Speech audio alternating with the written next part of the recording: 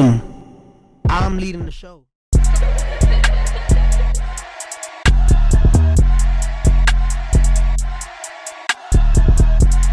Boom. Perfect. Okay, so boom. There are topics that like they're touchy, right? Obviously, they're touchy, but I feel like just because a topic's touchy doesn't mean it's exempt from being talked about. There's so many things that are super touchy. Yeah, because there's different points of view, you know? Yeah. And we got to talk about it. We do, 100%. So we spoke earlier about something that you personally, you feel some type of way about. And it's very controversial. So disclaimer, this is going to be a little bit triggering to some, but to the open-minded, maybe not so. Something to think about. And I'm open to this. I'm open to new information. Right, so I'll let you take the lead. Let's get it. All right. So back to Obama, right? So he went to re-election, or he had his 8 years in 2012, correct? Or fuck. Yeah, he got reelected twice. Yeah. So fucking on his second re-election, about 6 months out, he wanted like gun control. That was like his big push, like his final like hoorah. And then fucking, I guess, never mind. No, you can cuss. No, you can cuss. Okay, so fucking pretty much his last hoorah was like, hey, gun control. And then within those next 3 months, there was 3 mass shootings. I only believe one of the mass shootings was actually real. So we have Sandy Hook, Aurora, and then a club out in Las Vegas. So we have the first one was Aurora, Colorado, and it was during a Batman movie. I'm not sure if you're tracking like. I honestly, I should know more about these, right? I should, but you don't. I don't. Yeah, it is what it is. But fucking so pretty much. So the one in Colorado, somebody walked in and just opened fire during a Batman movie. So at first I was like, that's really tragic. That's sad. You know, like I believed it. But then Sandy Hook happened. And then the people that were in Sandy Hook, there was the same people. You either have terrible luck or it's not real. Yeah. So when you said that there were the same people, what you're saying is like basically when this first one happened, right? The people that were talking in front of the camera, they also were talking in front of the camera when the other incident happened. Yes. Is that what you're saying? Yeah. Okay. So pretty much there was this one dude, he was bald and he was a single dad who somehow escaped miraculously from the Batman movie. But then at Sandy Hook, he lost 2 children. And there's literally pictures. You can literally look it up. But there's a picture of him at Aurora being fucking, interviewed or whatever. And then you can see him at Sandy Hook being interviewed. And in both times, he's fake crying. There's no tears. It's just kind of like a gator cry where he's like acting like he's crying, but you don't see any tears, right? If you lost your kid, you're probably going to cry, right? Not probably. I'm bawling. Exactly. So he miraculously survived that. How bad of luck do you have if somehow you moved to Virginia, right? And then the same thing happens not even like 2 months later? The odds almost seem impossible, if that makes sense. You know what I'm saying? The odds, when I'm hearing it, the odds seem impossible. Yeah. Okay, let me get your take though. So I get what you're saying, right?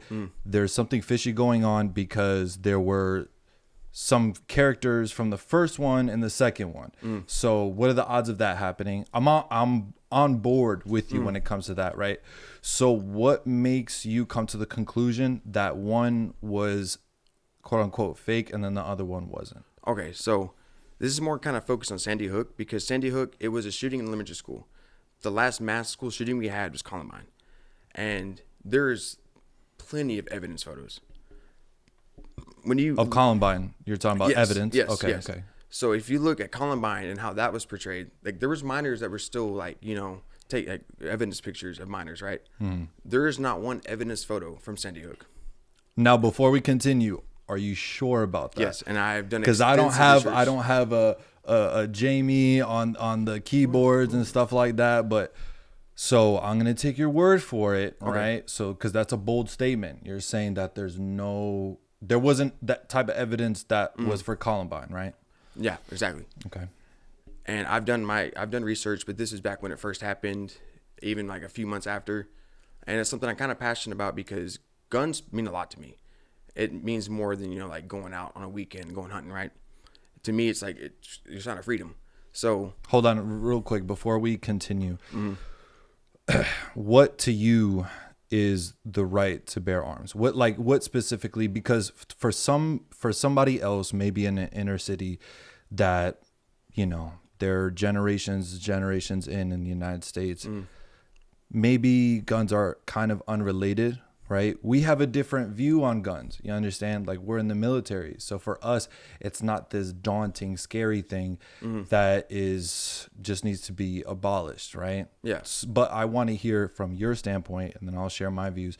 Why is it for you that the right to bear arms is important? Okay. So I'll make a rebuttal to one of your statements. So being scared of guns per se is kind of a relatively new thing. So like, the War of 1812, right? Everybody had a gun during that time, all the way up until roughly, I'd say like 1900s is when guns really started kind of be like, hey man, like, we don't know, but everybody still had one because they want to protect themselves.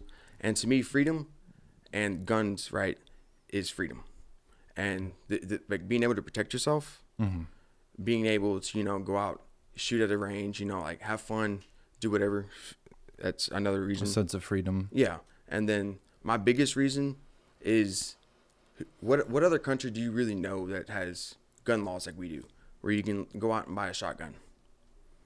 So with that, I don't 100% know, right? To other people, that is one of our problems, right? Exactly how you said, where somebody could just walk up and get a shotgun, right? Yeah. I will say this. I'll give my point of view about guns, right? I grew up in New York City. Now, New York City, just like a lot of other cities, have gun laws up the ass, gun control up the ass, right? So I wasn't raised with the culture of registered gun ownership, good, sound gun ownership. I saw guns. There were guns. They're illegal, right? Yeah. Scratched, right? So my view of guns was different. Gun bad. They were synonymous, right? And then I joined the military, and then I started popping off, and then I was like, oh, this isn't so bad. If you know what you're doing with them. This isn't so scary, right? So then I came to the conclusion that a gun is amoral. And what amoral is, it's a lot like money. It's who wields it. Money is not bad. Put in the wrong hands can be. Yep. A car is amoral. Could do good, could do bad. So with that being said, I do, now that I'm older, I do see the importance of gun ownership, right? Somebody breaks into my house, tries to rape my wife, kill me, and choke my dog. And there's no weapons there. No You're guns. not doing none of that. Not on my watch. Maybe a baseball bat might work if you don't have a gun, but like, let's really think about it. I want the police to come and do their reporting after I've done what I had to do, which was to protect me and mines. And there's still nothing greater than being able to do that with responsible gun ownership. Yes, though. responsible gun ownership. That's the key term, responsible. Right. And I think that's why guns are getting a bad rep, because if you look at mass shootings or like murders and stuff with our guns, it's mostly unregistered weapons. It's weapons that they find later that have been scratched or got off like a seller on the side. Criminals doing what criminals do. Exactly. And that's where I don't understand the new gun control laws, because if you really look at it, if a criminal wants to get a weapon, he's going to get a weapon. No matter how many restrictions, how many like steps you got to go through to get a weapon. He'll find a way. Exactly. And that's what I don't really understand is, I'm not sure in Texas, there was a mass shooting in a church, or attempted mass shooting in a church. 7 guys literally stood up and shot the guy down before he could even get a round off. And that's why I kind of see weapons as necessary to prevent stuff like that from happening. And that's kind of where that's why my passion kind of goes a little deeper than most, because I'm a religious guy. And the fact that happened in a church and that they shut it down within seconds is amazing. And that's how it should be. It's how gun ownership's supposed to work. Yeah. Right. And I felt the same thing when I saw that mass shooting in the mosque. Right. It happened, I forgot where it happened, maybe New Zealand or something like that. But it literally looked like a fucked up version of Call of Duty or something, just first person, just. And then I was like, what would have happened if somebody, even just one person, had a weapon to defend themselves? You know what I'm saying? That's a question you always ask yourself. For me, when it comes to gun control, gun ownership, we have examples, so I don't know why we're still doing this whole contemplation game, right? Go to places where gun control is the most strict and look at gun crime. And then go to places where there's quote unquote freer gun laws and look at their gun crime. You understand? I don't understand really why we're still going through the battle of pondering what happens when you take the responsibility away from the citizens. We know what happens, and history shows what happens. But I feel like for a lot of younger people, they have a disconnect because they didn't go through the times that our founding fathers did, or even our grandparents. You know what I'm saying? For me, I don't think we have a gun problem. I think we have a culture problem. Did ARs all of a sudden start shooting more people now than they did in the past?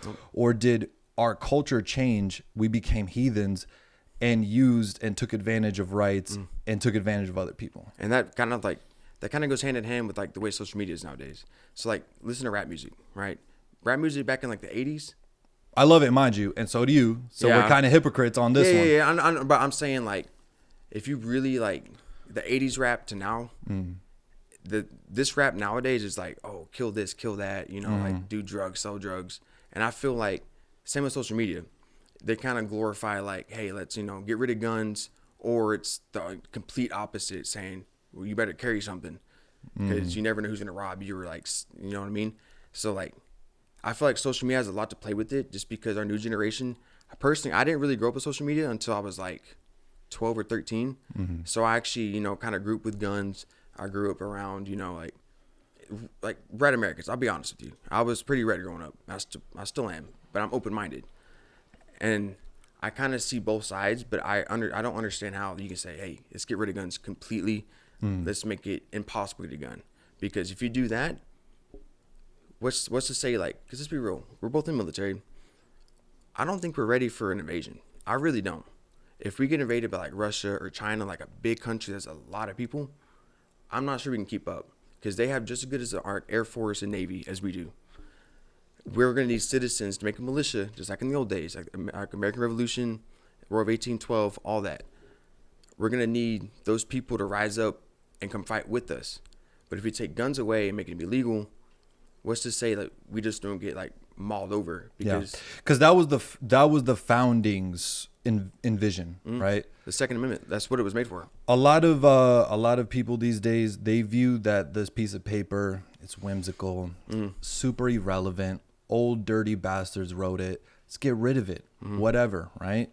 But if you don't do your homework and you don't realize that there were things in there to protect you, yes, here and now, with your social media and your sophistication and all your will, yes, because they realized a truth. And the truth is that evil reoccurs, it revamps, it comes under a different name time and time again. And the founding fathers wanted us to say, hey, evil is going to come back. And in case it does, here you go. Let's be ready.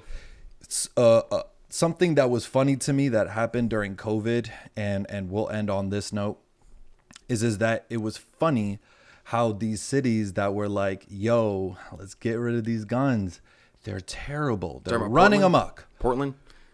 As soon as COVID broke out, they couldn't keep up with the demand in these quote unquote places that were just saying how they don't want guns. Yep. So for me, I say I don't even want to hear people's words. I'm looking at action. Exactly. I'm looking at gun control cities. You're trash. And I'm looking at people who were saying all this time, you don't need guns. It was sold out during COVID because you thought someone was about to pop off. By the way, within weeks. You're trash because you're a hypocrite. And then the people who are trying to push this, the politicians who are guarded with armed guards, but saying you can't arm yourself, you're also trash. Yep. But guess who's protecting them? Armed people with guns, I should add. I don't understand it. We're doing a survey around the country on the way population handles themselves and speaks and deals with their friends and interacts with their peers.